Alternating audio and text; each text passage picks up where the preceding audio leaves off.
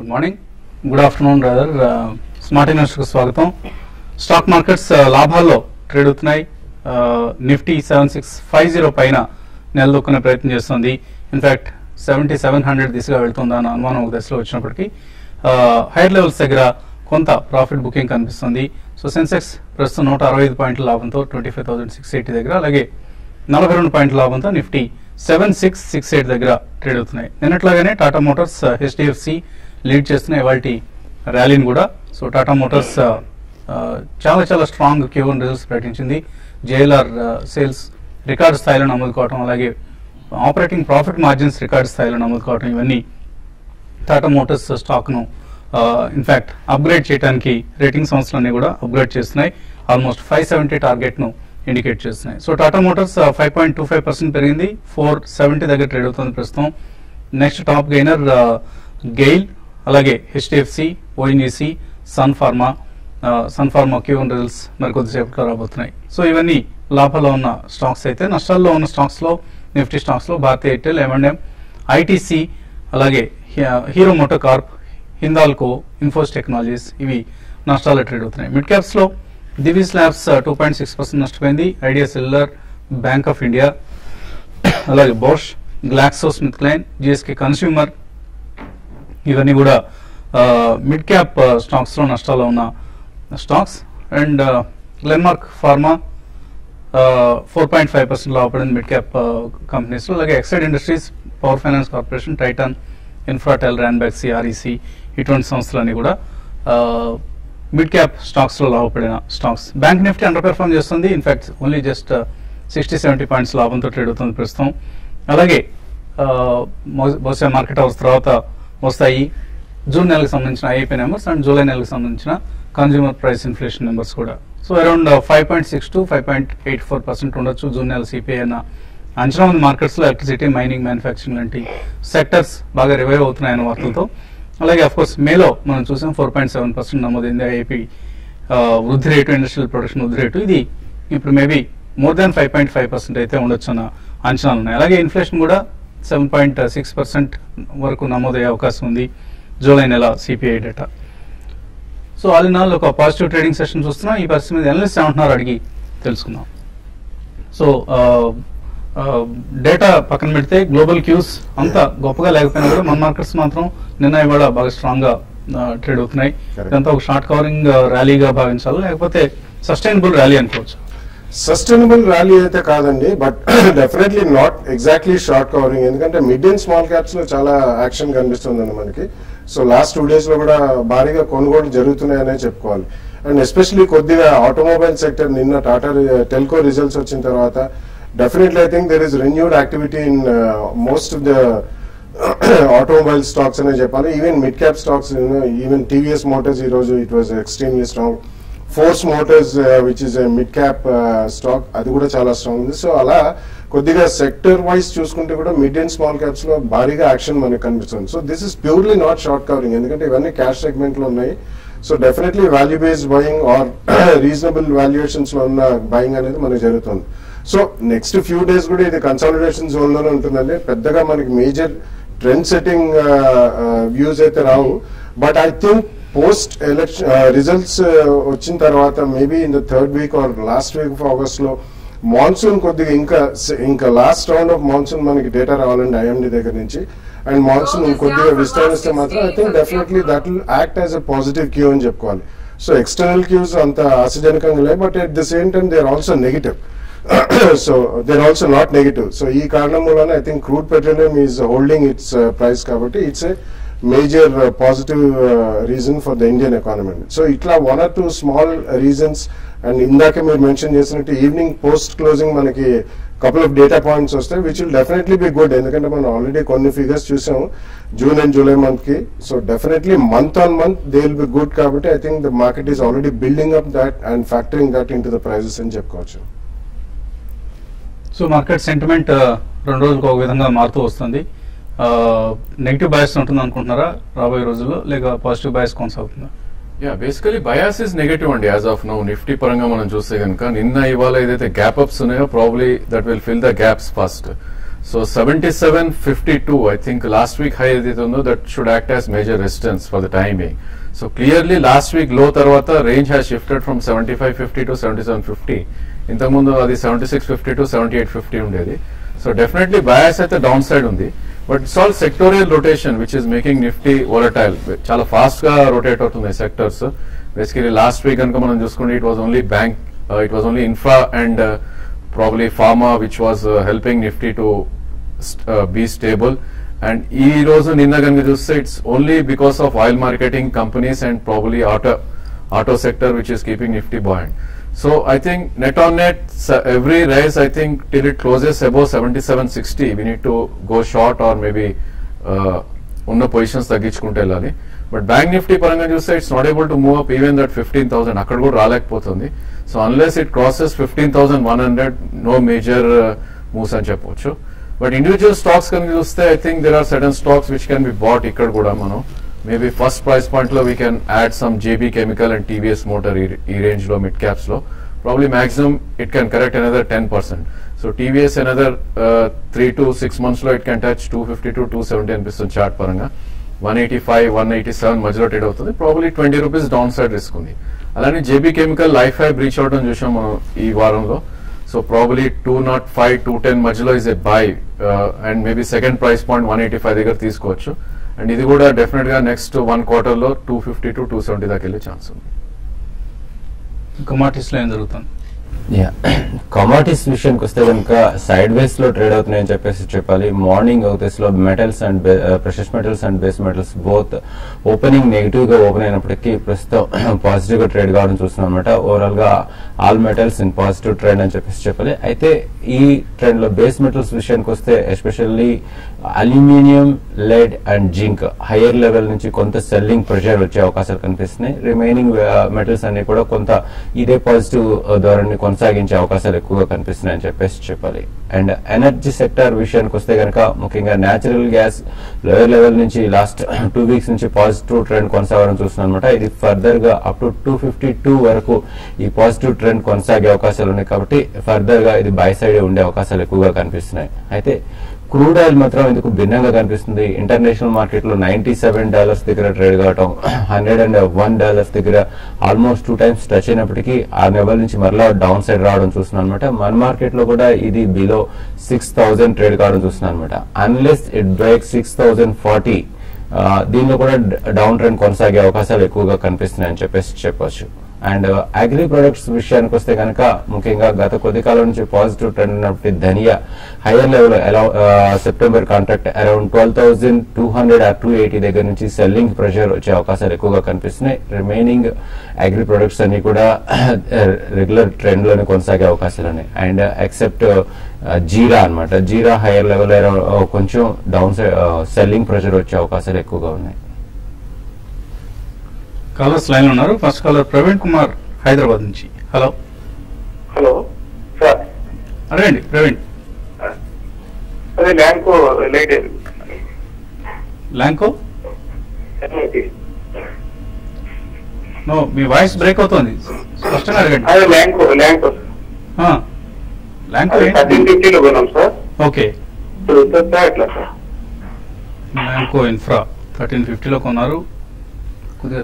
Short term not a good idea అండి. Probably అది 14 నుంచి ఆల్మోస్ట్ మీరు టాప్ పాయింట్ లో కొన్నారు పుల్ బ్యాక్ వచ్చినాక. సో ఇది లైఫ్ లో 5 రూపీస్ దాకా రావడం చూసాం. సో డెట్ రిటర్న్ ఉన్న companies I think we should avoid. Continuous గా చెప్తున్నాం మనం, Lancos or GVK or probably all those thing you should avoid. So any pull back I think మనకు ఆపర్చునిటీ టు ఎగ్జిట్ అనమాట. సో ప్రాబబ్లీ ఆల్రెడీ ఉన్నాయి కాబట్టి you keep a stop loss at 7 rupees and hold the stock, don't buy fresh. ఏమాత్రం pull back వచ్చి మీ price వస్తే please exit the stock. Average చేయకండి, ఇవన్నీ తగ్గాయి కదా అని చాలా మంది IVRCL or even Lanco infra ఇటువంటి కంపెనీస్ అని కూడా యావరేజ్ చేసే ప్రయత్నం చేస్తున్నారు. Avoid averaging these small cap infra companies. Srinu Kakinada నుంచి తర్వాత కాలర్. హలో హలో, నమస్తే సార్. నమస్తే అండి, అడగండి. అది సార్ ఇప్పుడు Nifty put option call option ఎలా చేస్తారు సార్? అది సాధ్యమైనంత వరకు మీరు తెలుసుకోకపోవడం మంచిదండి. తెలుసుకున్న దగ్గర నుంచి మనకి ఆ ఇచ్చింగ్ బిగిన్ అవుతుంది.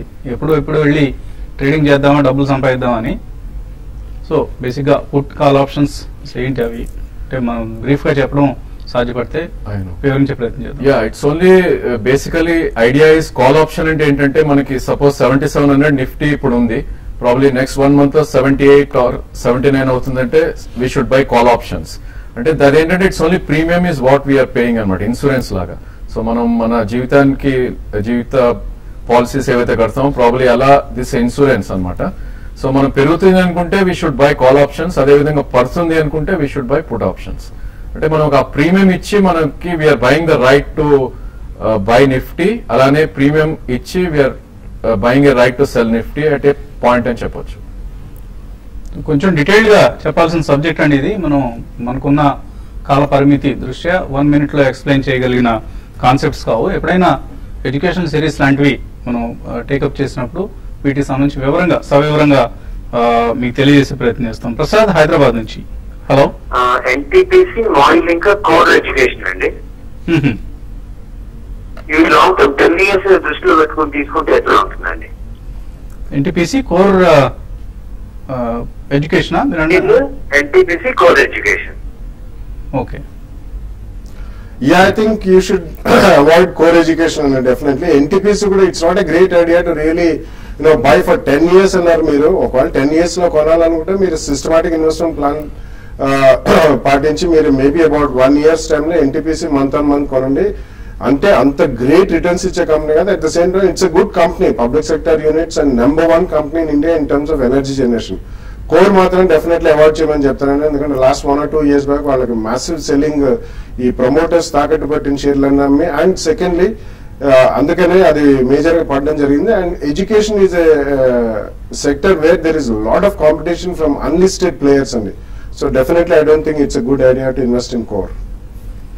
మీరు అడిగిన మూడో స్టాక్ ఏదో కొంచెం మనకు అర్థం కాలేదు, దాని గురించి వివరించలేకపోతున్నాం. మరిన్ని కాల్స్ తీసుకోబోయే ముందు కాసేపు ప్రకటనలు.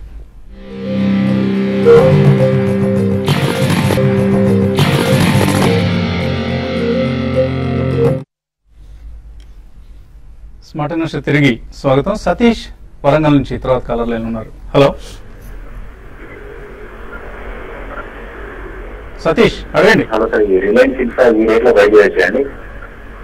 రిలయన్స్ ఇన్ఫ్రా ఎంత టైం పీరియడ్ కోసం అడుగుతున్నారు? హలో, ట్రేడింగ్ కోసం అడుగుతున్నారా? 1 year. I think you should wait అండి కొంచెం. Basically if you look at last week Nifty లో అయితే 7540 చూసాం మనం.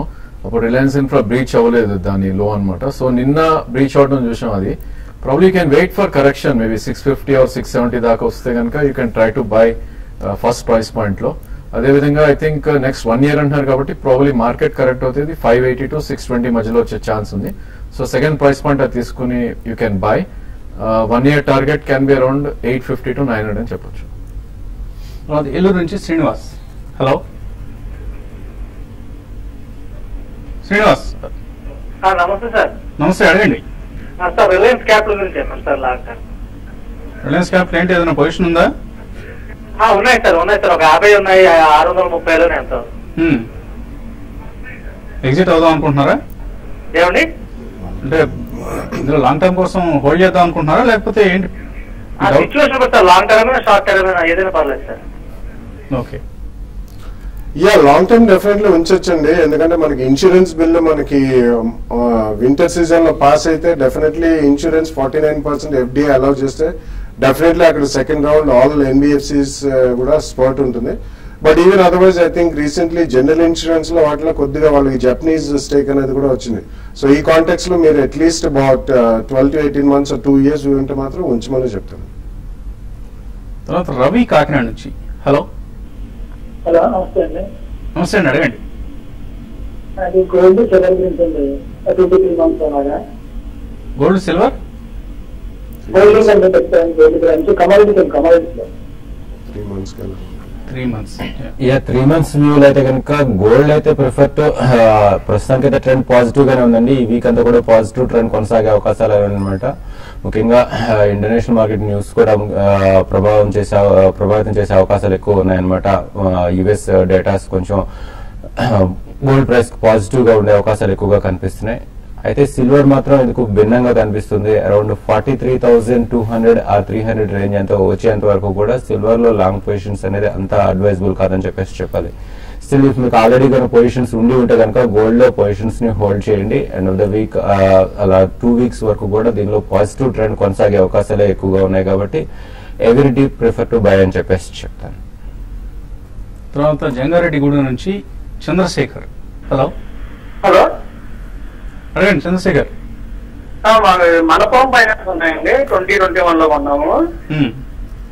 ప్లస్ శక్తి షుగర్ అండి, అది కూడా అదే రేంజ్ లో కొన్నాము. ఏంటి ఉంచొచ్చా లేకపోతే ఎగ్జిట్ అవ్వచ్చా ఏంటి?